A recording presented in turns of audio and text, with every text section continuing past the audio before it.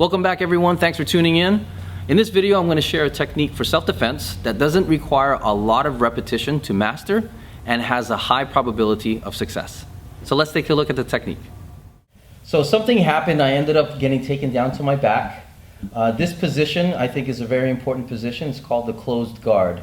What I want to do is have my legs tied around his body above the hips. Super important, so that way my ankles can get tied together that way. If my legs are a little bit lower where the hips would be, it's harder to get my feet around. Now, a common thing that happens if you get taken down, a lot of times I've seen where the legs start here, right? And then the top person starts reeling back. Now I need to control that, see how he has the momentum and gravity on his side, and a lot of times they start blocking like this, but eventuality is that they're going to start getting pieces of it. So I need to get my legs involved and control his body towards me so he doesn't load back up for a good punch. Now he can still post here and push his body up so he can punch, and I'll take the steps from here. Put my hands up to block. Now my elbow, you'll notice that it's over here on the side where there's space. Now what I want to do is help collapse this a little bit, and my hand here can help grab it, and I want the arm straight, this direction like this, okay? Now a good option is with the arm overhand like this, but I think this right here is going to end up in a very good possibility of escaping and disconnecting from being on your back.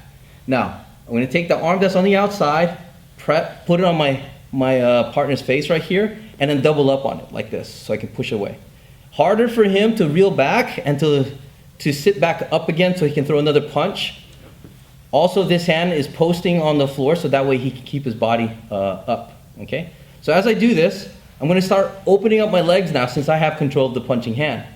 I push a little bit more, involve my feet, okay? Kick away a little bit. Now, very important now that my hand comes back and starts helping myself get up. Use my feet to help push myself even more until you get to a point where I can just exit, disconnect, and then get away. Now, the likelihood of that happening is pretty good, but if the aggression still continues to go, another option that we can do to help control is to get to the same situation underneath right after I block. Get over here, push the head away. Same thing that we talked about before when we put in our feet, okay? But as soon as I put my hand here, instead of kind of getting away first, I want to control him. So a lot of times I look away, watch what happens to the hand. It comes off and it allows me to come back up and close that space so it's hard for him to bring his arm back. Hug right here. Bring my leg out for stability, and then control the situation here. Super important to keep your head down like this because if it's too high, he can elbow you or he can use the back of his head to headbutt. So a lot of times you can protect yourself just by holding on just like this. You can let go at any time and then disconnect or engage in a follow-up sequence of some sort of grappling technique.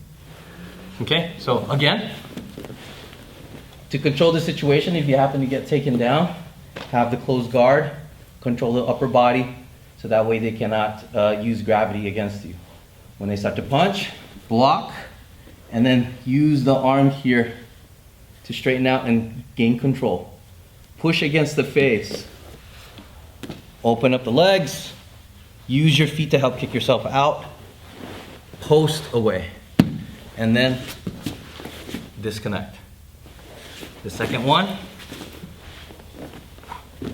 same thing, defend, gain control of the punching arm, press against the face, open up, same thing, legs involved, but this time look away so the arm comes off, and then come up, control the body while stabilizing your base.